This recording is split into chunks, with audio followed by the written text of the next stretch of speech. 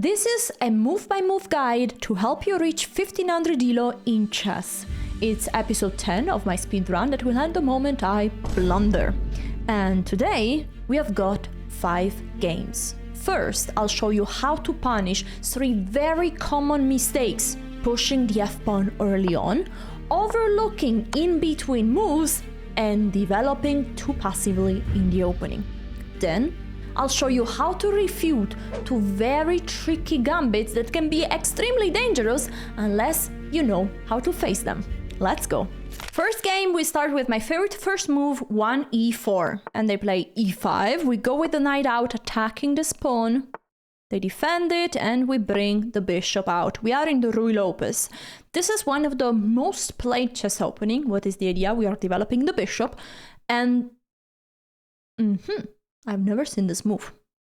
Now, chess.com says that this is the new the Nuremberg variation. I wasn't sure if it was Nürnberg or Nuremberg, whatever. It's a Berg. You know what Berg means? I think it should be mountain in German.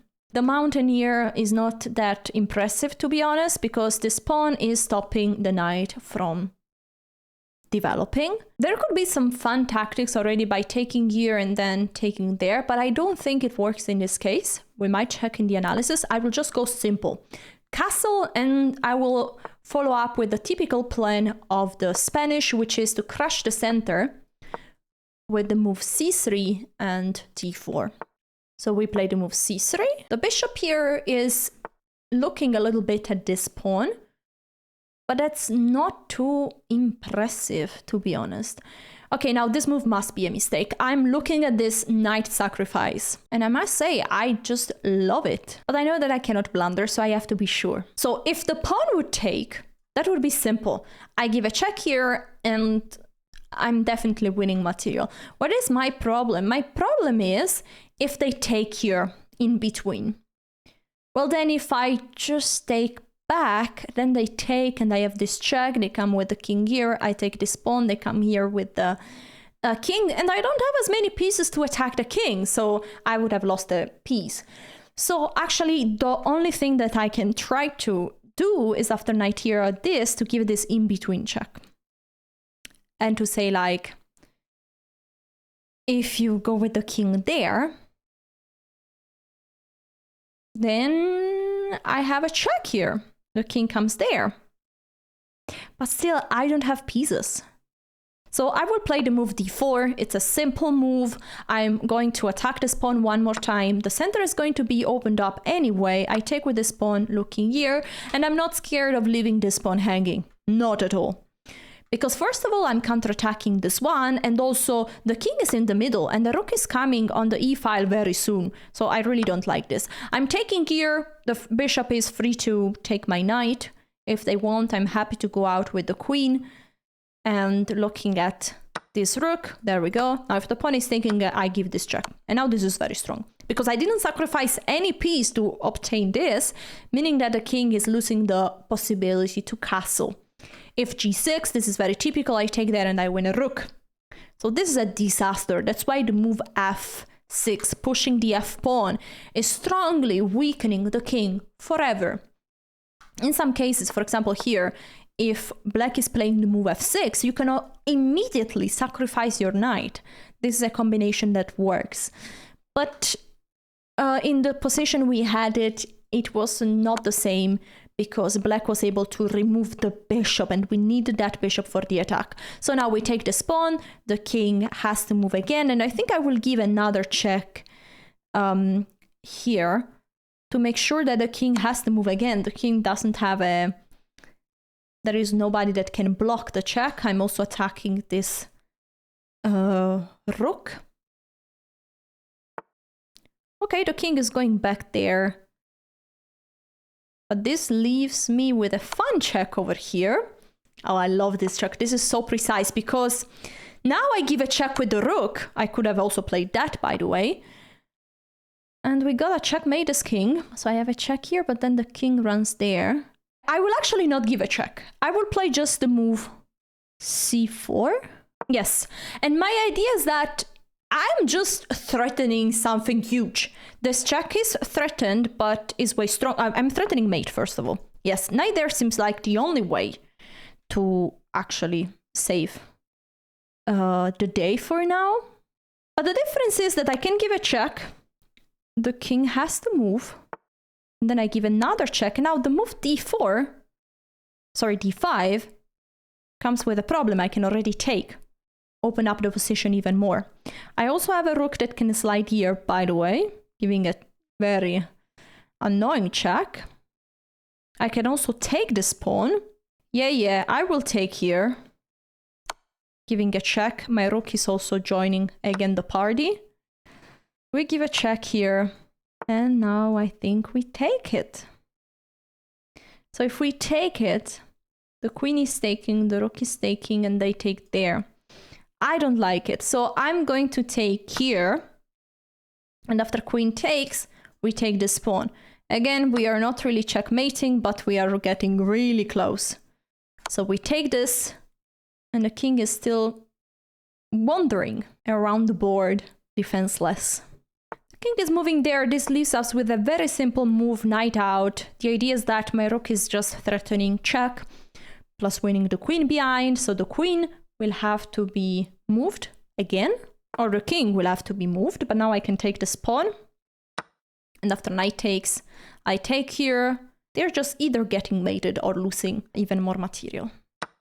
Perfect, we take here, and GG's. They resigned because after king c8, I have a free cheese macaroni, very juicy and tasty, and if the king moves in one of these two squares, doesn't matter where, the rook is coming here, waving at the king, only move bishop covers, and this is a beautiful checkmate. Before moving to game 2, if you're just starting out in chess or you still feel far away from 1500 ELO and you want a clear path to improve, my grandmaster husband has created a course called Beginner Chess Mastery. It's a step-by-step guide to help you reach 1200 ELO and beyond with everything you need. Openings, tactics, middle game plans, and even a full opening repertoire for white and black. It's super beginner friendly, made to help you actually understand your moves, and so play with more confidence. With code Alessia20, you will get 20% off while supporting me, my channel, and helping yourself to improve your chess. So check it out, link is in the description, and now let's go on with game 2. 1 e3. Okay, we will just go with the pawn in the center, the other pawn in the center. Why not? This is called Nimzowitsch-Larsen attack. What's the idea?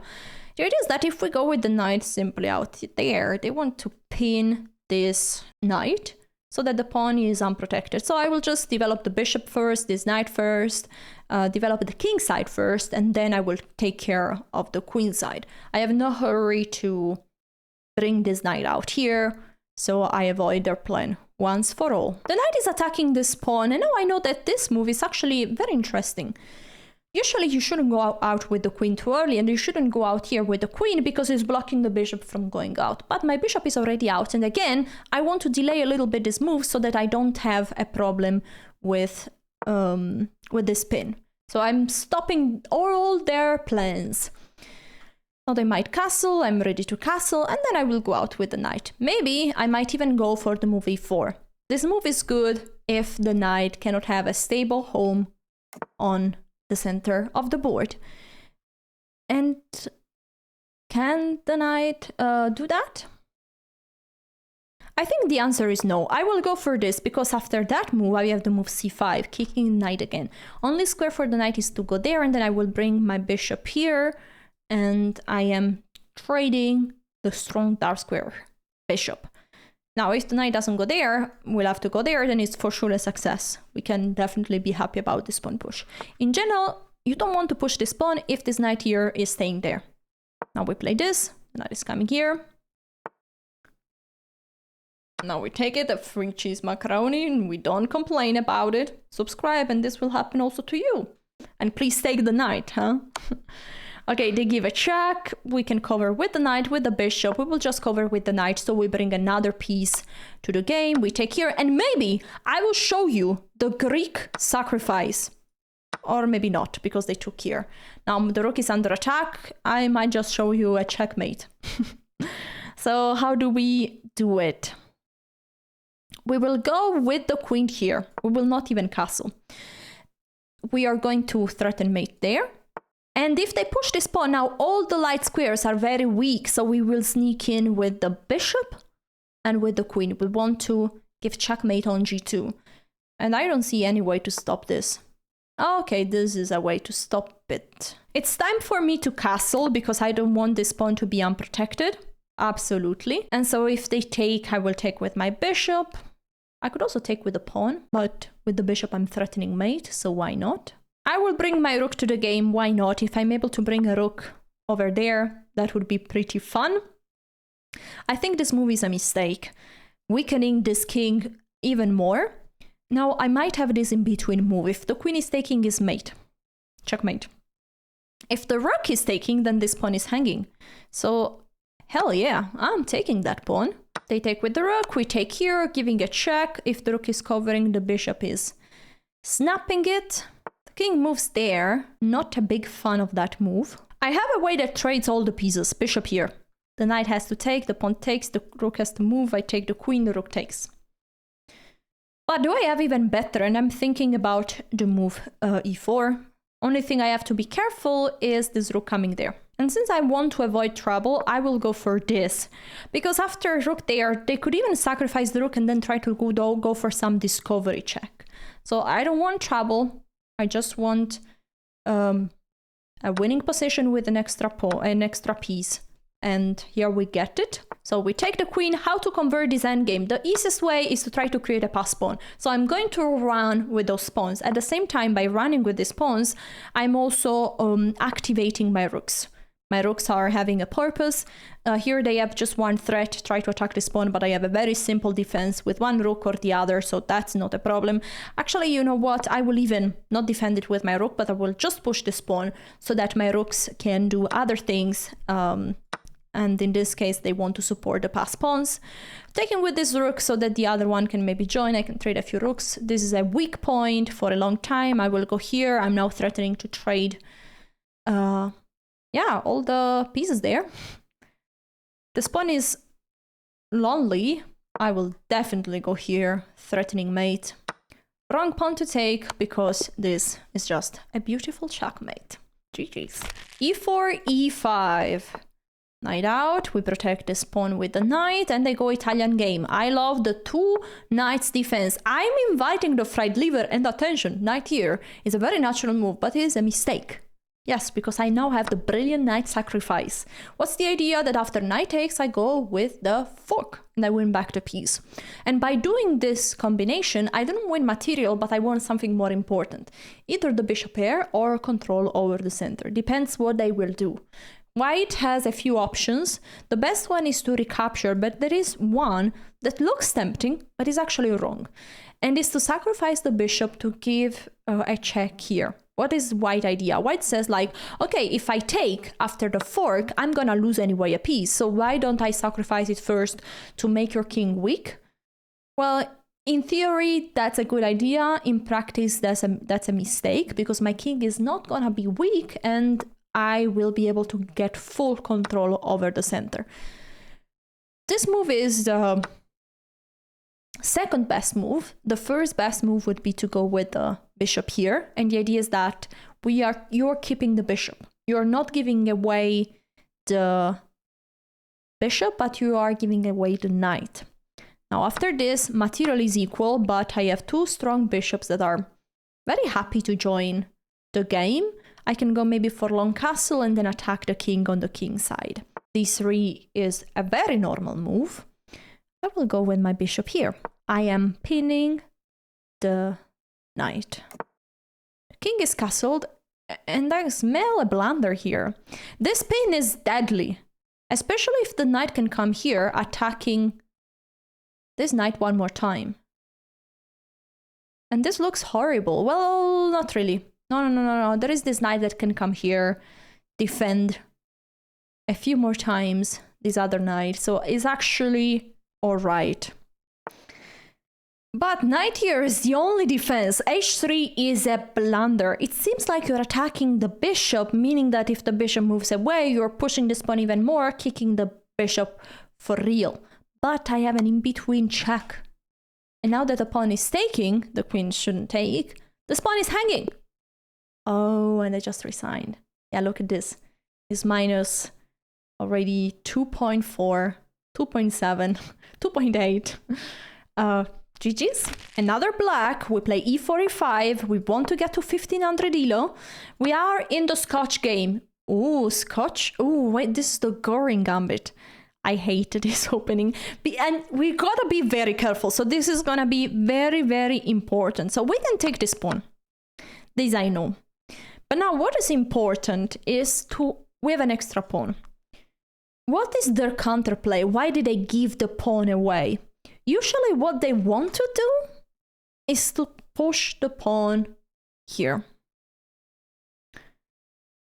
How can you stop that? If we go with the knight out, then the knight will have to go back home. So that's a problem. If we play the move d6 to stop this pawn from going out, this bishop will be weak forever. So actually the best move is to go with the bishop out here. And now I need to try to remember. Now, can we do this move? Not yet, right? Because e5 is still a problem. So we have to play the move d6. And now there are a few moves that are potentially very annoying. For example, queen here attacking this pawn and looking at the bishop. Yep. And now the queen can come here or there to defend this pawn and to maybe counterattack this other one. If I go here, I block my bishop, and if I go there, there could be bishop g5. But in that case, I will probably play knight here. Okay, now it's very important. What I cannot allow is this move. That would be a disaster. So I have to. That's why this bishop here is important, because I'm able at the right moment to get this knight out of the way. The queen is now taking,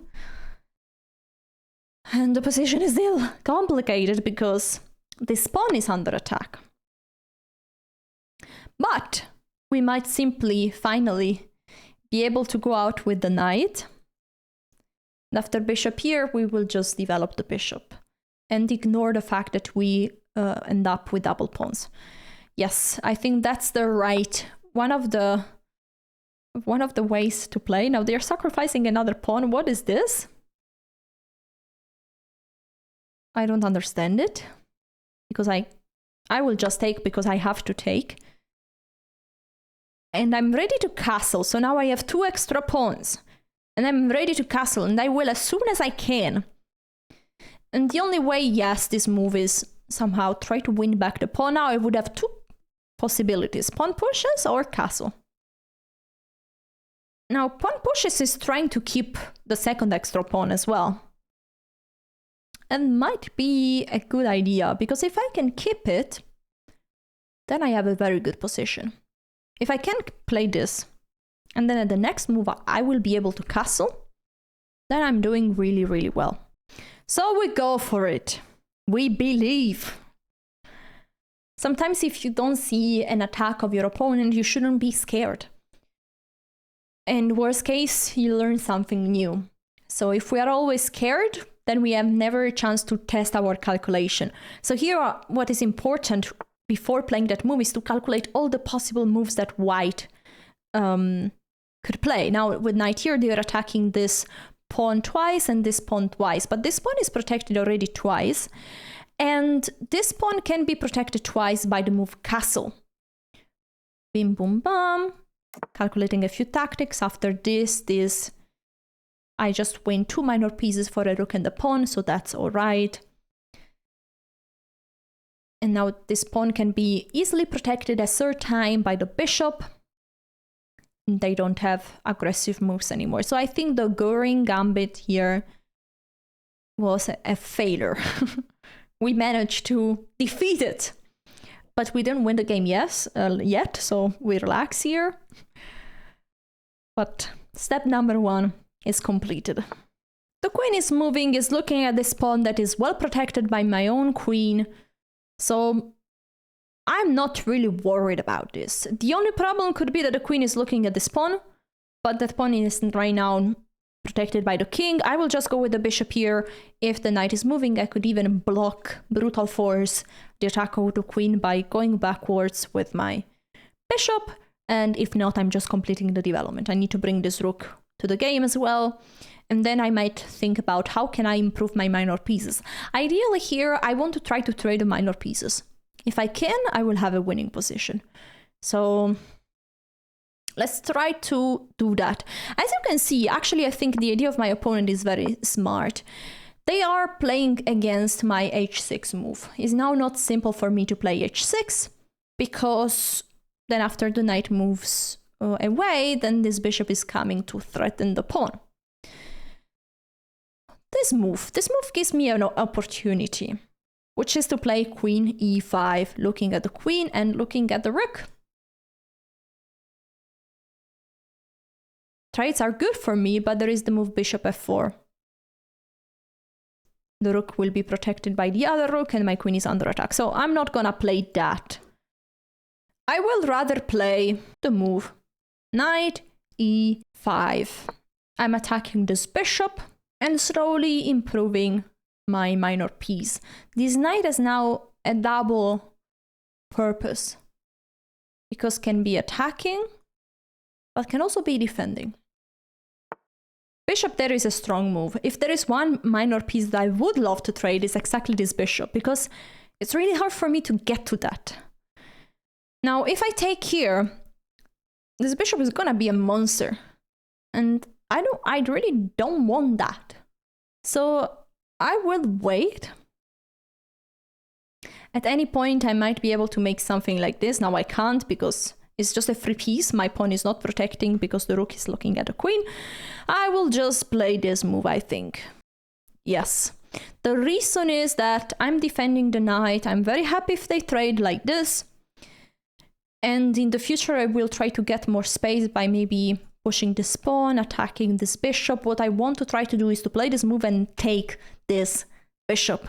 If I can trade the dark square bishop, I will be fine. Until then, there is some counterplay.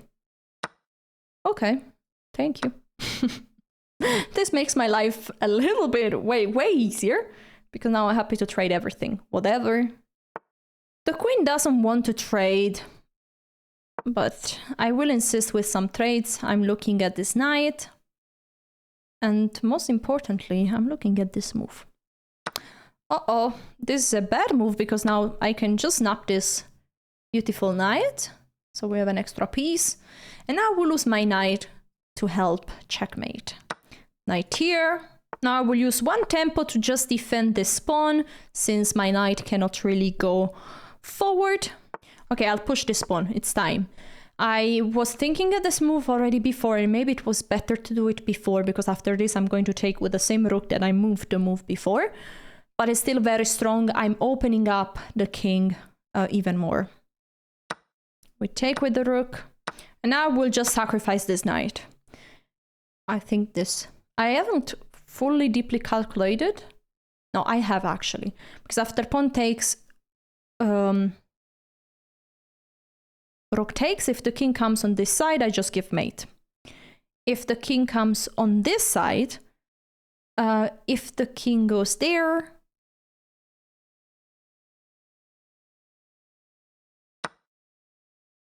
Okay, we take here, so the king will have to come on this side, and then we can see.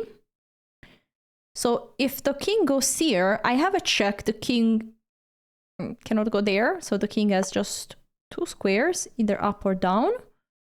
Check. Down is the only square, because after this, it's not yet mate, but it's mate in two, yes. Check, king here, checkmate. And if the king goes there...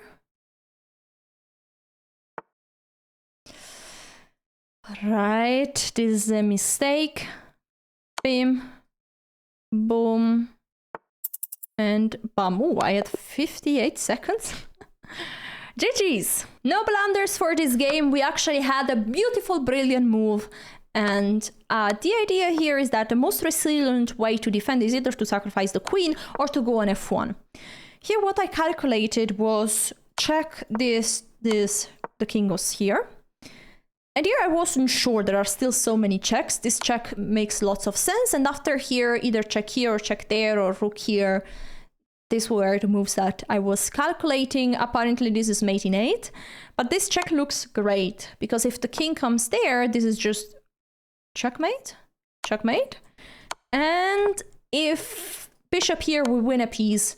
Now, it's checkmate in 6, but even if we don't see the checkmate, we can just trade pieces and win the endgame. But the beautiful checkmate is here to follow up, the king moves, to follow up, the king has just 1 square to go. Well, if they sacrifice the queen, we're happy. And now we go with the other rook, I guess. The king has 2 squares to move. If they sacrifice the queen, we're happy. And if the king goes here, we give a check. The king goes there, and this is checkmate. GG's. Last game, let's get to 1500 ELO. 1 e4. And let's do it with big style, okay? Knight out, attacking the pawn. Elephant Gambit. I'll take this pawn with the knight. And the idea is that they might take back this other one. Okay, bishop here. So we can play d4, protecting the knight. Now they want to take here and then trade the queens. I will let them. I don't think it's good. I will just develop my knight. And after this, pawn takes. I'm happy to trade the queens. I have the bishop here, and this pawn is very weak. Because after bishop takes, you see, they're not going for that. I will insist and keep developing here. I'm looking at f7. With the bishop and with the knight. So now they take. I'm taking here, and now they will trade the queens. I will just take with my king. Okay, it seems like this is all part of their plan. Interesting. Cannot I attack that pawn? Quite sometimes. Actually not. I will go with the bishop out here. So I'm making it super hard for them to actually castle. Because they can't castle since this knight would be hanging. Knight there is a smart idea, attacking this pawn. I will go here. I'm attacking this other pawn, and if they take, oops, the rook behind is in big danger. So this seems like the right move to me. And now I might still be able to take here. And I will not do that just yet, because I don't want any problem with rook there. I know that there is a bishop covering that square, but after h6 and g5, then a rook can come here. So if I take, I might end up being in trouble. So I will just play the simple silent move, king c1, removing the king from that file. And now that's a blunder, because I'm taking just this one. So for a pawn, they are losing a rook.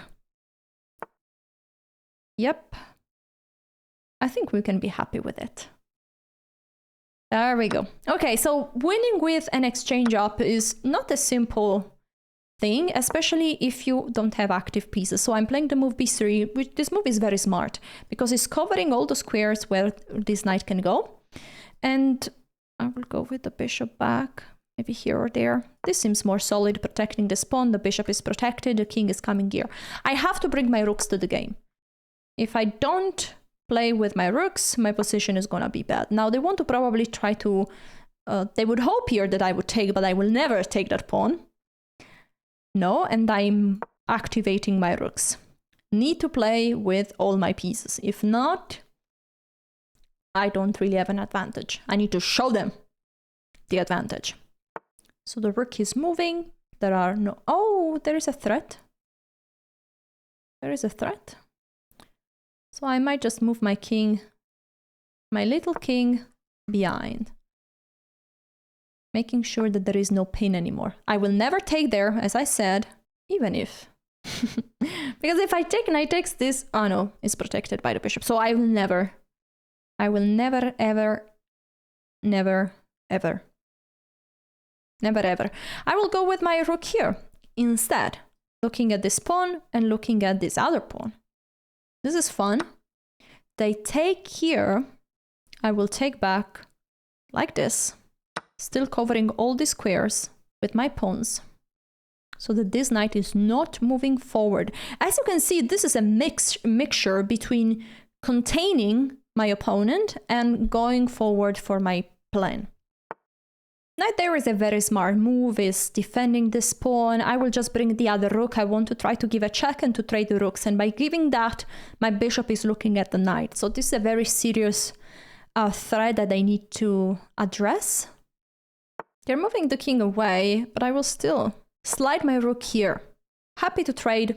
Any trade is good, especially the rook trade is amazing for me because I would be the only player with a rook on the board, meaning that my rook is free to go more or less everywhere. For example, here attacking this pawn.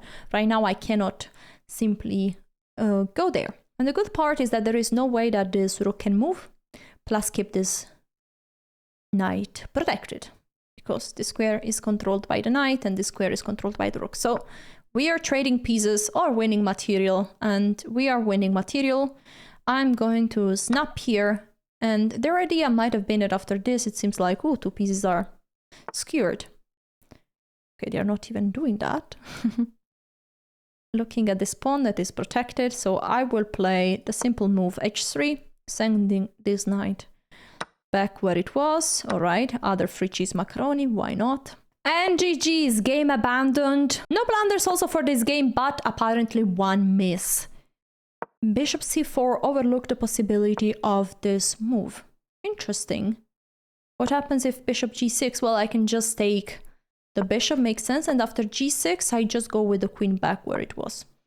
Okay, this is a fancy way of dealing it. It's avoiding the queen trades, and this pawn is just very weak. Probably white is just winning a pawn. 1500 ELO achieved with no blunders. Before heading off, if you guys want to improve your chess with a step-by-step guide, don't forget to check out the course of my Grandmaster husband. Link is in the description. And if you just want to keep watching, I will put here a nice video. YouTube thinks you will love it, so check it out. I'll see you guys next time. Ciao!